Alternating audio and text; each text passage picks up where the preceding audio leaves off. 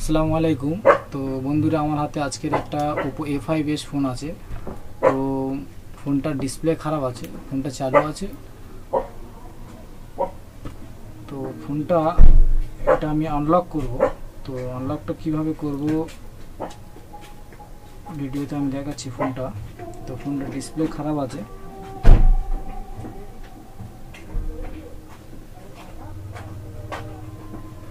সম্ভবত ফোনটা চার্জ আছে। তো এখানে ডিসপ্লেটা ভাঙা বুঝতে পাচ্ছেন।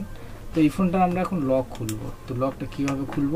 তো ফার্স্ট আমাদের পোর্টটি ইউএসবি পোর্টটি ভালো আছে কিনা এটা দেখতে হবে। তো এখানে কানেক্ট দিলে এখানে এমটিকে পোর্ট বানাচ্ছে কিনা দেখতে হবে, যেহেতু এটা ওপো A5s ফোন আছে।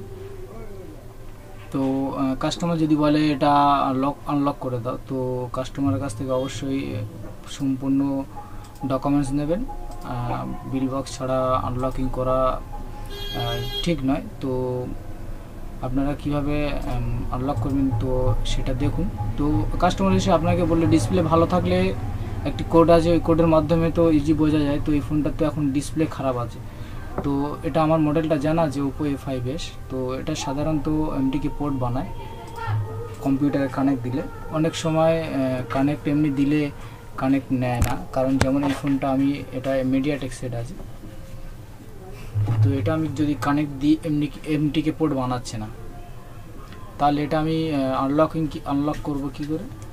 তো এটার জন্য আমার ভলিউম আপ আর ডাউন প্রেস করে যদি আমি কানেক্ট দিই তাহলে এমটিকে পোর্ট বানাবে। তো এখানে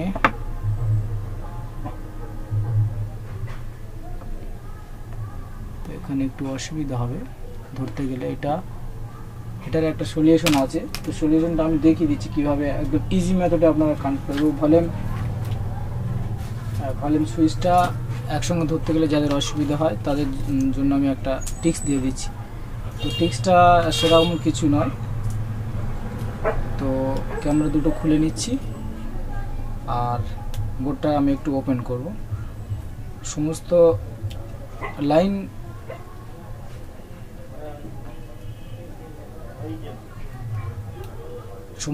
বলতে আপনার যে কেবলগুলো মাদারবোর্ডে কানেক্টেড সিসি বোর্ডে ওগুলো থাকবে। ডিসপ্লে খোলা থাকলে কোনো ব্যাপার না। আচ্ছা, চিমটেটা জি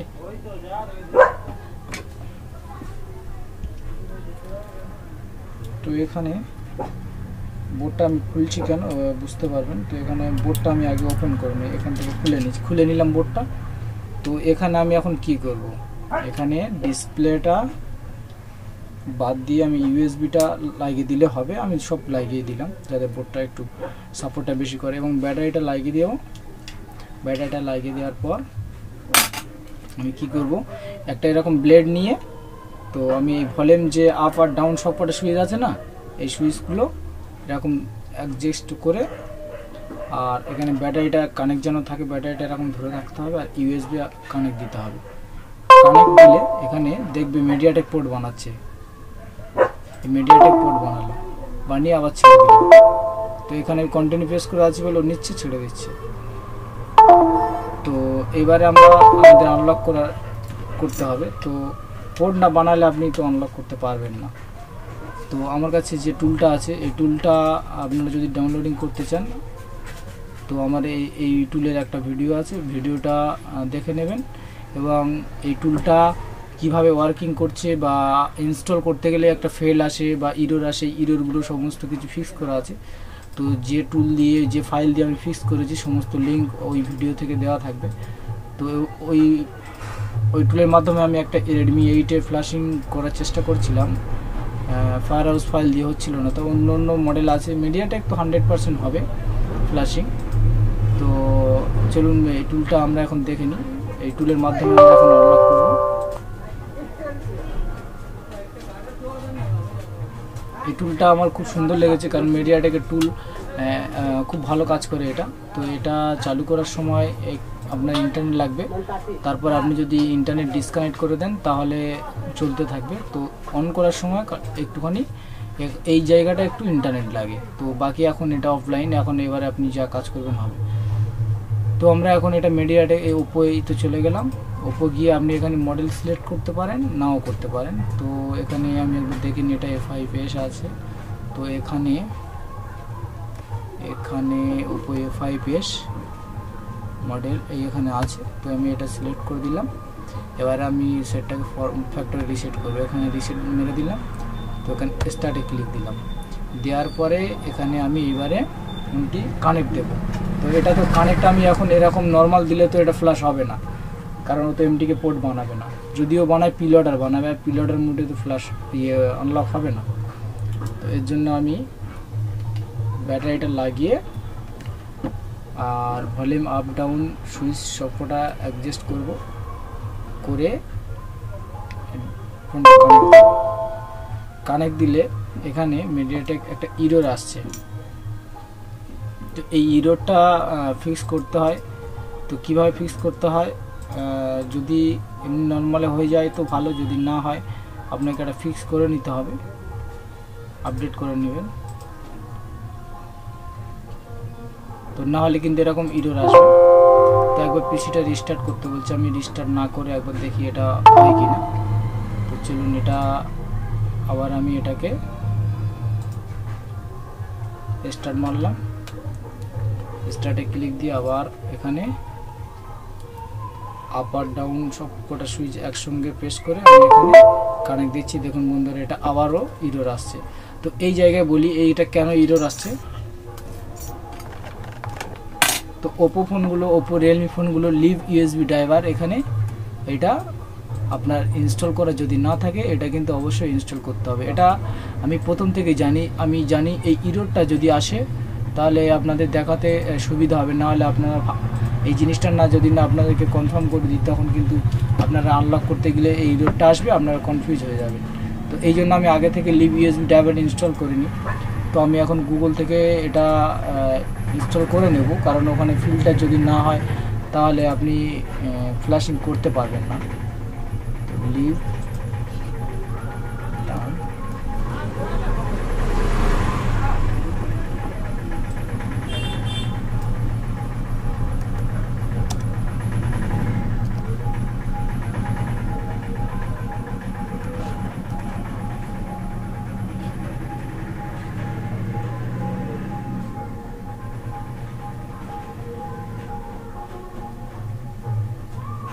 আপনারা যে কোনো ওয়েবসাইট থেকে ডাউনলোডিং করে নেবেন।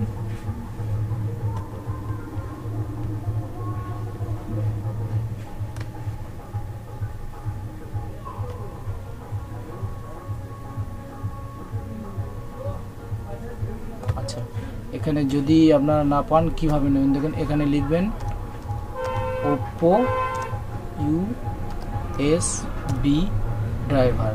আপনারা যদি এখানে লেখেন ওপো ইউএসবি ড্রাইভার লিখবেন, লিখে এটাকে ইনস্টল করবেন।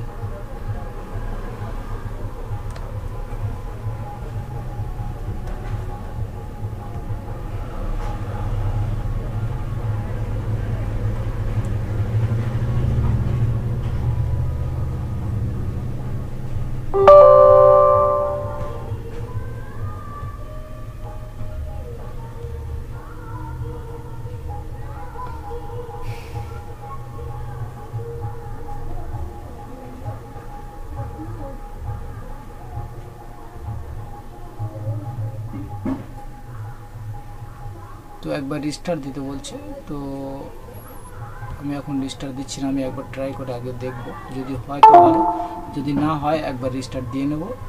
এবং তারপরে যদি না হয়, অনেক সময় হয়ে যায়, তো যদি না হয় আমি একবার রিস্টার্ট দিয়ে দেবো পিসিটা, এবং লিভ ইউএসবি ড্রাইভার ইনস্টল করার পরে রিস্টার্ট করে নেব।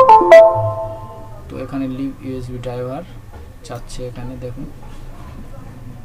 আচ্ছা চলো আমি একবার লিভ ইউএসবি ড্রাইভারটা ডাউনলোডিং করেই নিই, কেননা Oppo phone live USB driver যতক্ষণ না আপনি ইনস্টল করবেন তো হবে না।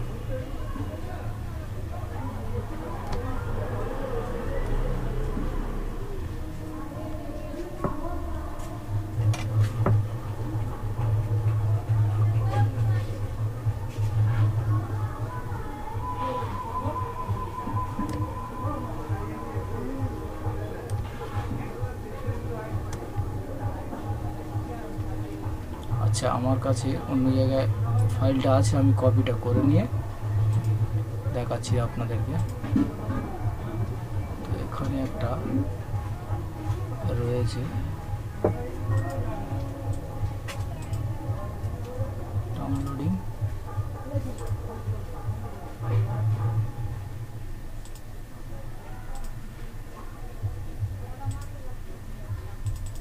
এই সফটওয়্যারটা আপনারা ভেঙে ইনস্টল করতে পারেন, বাইরের উপরে ডবল ক্লিক করে ইনস্টল করতে পারেন। আমি ভেঙে নিলাম, এটাকে ইনস্টল করছি।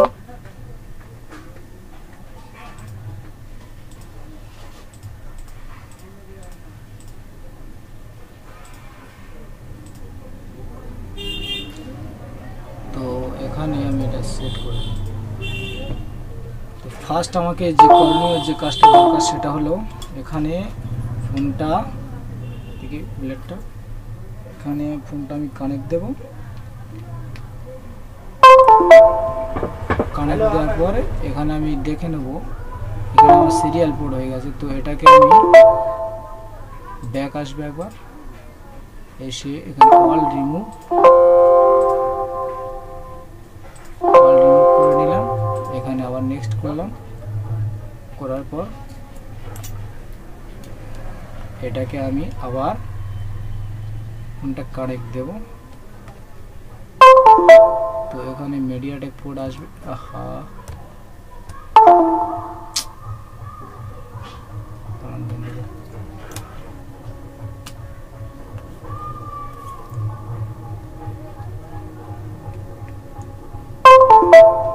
তো এখানে আমার সিরিয়াল পোর্ট হয়ে আছে, এটাকে আমি আনইনস্টল করব।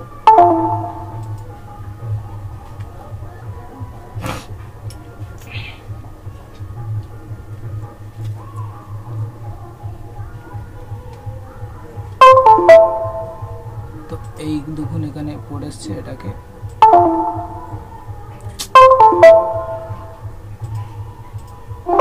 এইভাবে সেটিং করে নেবেন। মিডিয়াটেক পোর্ট এসে গেল, ঠিক আছে। এইবারে আমরা এই টুলে চলে যাব, গিয়ে এখানে আমি কন্টিনিউটি এটা ধরে আছি, যার কারণে এটা পোর্ট এইভাবে বানাচ্ছে, ছাড়ছে। তো আমি ছাড়িয়ে নিলাম, এখানে ফ্যাক্টরি রিসেট দিলাম, এখানে স্টার্টে এবার ক্লিক দিলাম। দেওয়ার পর ভলিউম আপ ডাউন সব একসঙ্গে পেস্ট করে, আর আমার পাওয়ার সুইচটা যদি এর সঙ্গে থাকতো তাহলে ফোন অন হয়ে যেত। পাওয়ার সুইচটা এপারে আছে। আপনারা এই টিক্সটা যদি ব্যবহার করেন অবশ্যই মাথায় রাখবেন, অনলি ভলিউম আপ ডাউনের সুইচ যেদিকে একসঙ্গে আছে ওই দিকটা ব্যবহার করবেন। কারণ পাওয়ার সুইচ যদি এর সঙ্গে থাকতো তাহলে ব্লেড ধরার সাথে সাথে ফোন অন হয়ে যেত, আর অন হয়ে গেলে তো ফ্ল্যাশ হবে না বা আনলক হবে না। তো আমি এখন কানেক্ট দিচ্ছি। তো দেখুন বন্ধুরা, আর প্রপারলি কানেক্ট হয়ে গেছে। তো দেখতে পাচ্ছেন এখানে রিসেট করে দিয়েছে, রিসেট ওকে। তো এইবারে আমি কি করব, এখান থেকে আমি এফআরপি রিমুভ করব। তো এখান থেকে আমি যদি স্টার্টে ক্লিক দিই, স্টার্টে ক্লিক দেওয়ার পরে তো এর কোড আছে, কোডটা মেরে দিলে এফআরপি হয়ে যাবে। তো আমি দেখানোর জন্য আমি আপনাদেরকে করছি, আবার এই একসঙ্গে ব্লেড দিয়ে অ্যাডজাস্ট করে ধরে এই ক্লিক দিই। কানেক্ট দেওয়ার পর দেখুন ইজিলি একদম হয়ে যাবে, দেখুন একদম ইজি মেথড। তো এই যে ইররগুলো আছে বা ড্রাইভারগুলো আছে, এইগুলো যদি না আপনি প্রপারলি কাজ করতে পারেন তাহলে কিন্তু আপনার সমস্যা হবে। তো আমি এখন দেখুন এর এনভি ডাটা ব্যাকআপ নেব, যেটা সিকিউরিটি ফাইল বলা হয়। তো আমি এটাকে স্টার্টে ক্লিক দিলাম, মানে সিকিউরিটি ফাইল যদি কোনো সময় খারাপ হয়ে যায় এই ফাইলটা দিয়ে আমি রিপেয়ার করে নিতে পারবো। তো এটা আমি ব্যাকআপ নিচ্ছি, দেখুন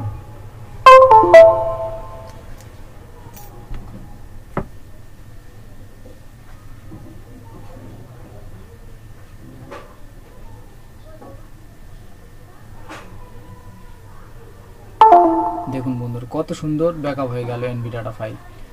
তো এই ছিল ভিডিওটা ভালো লাগলে অবশ্যই সবাই একটা ভালো কমেন্ট করো।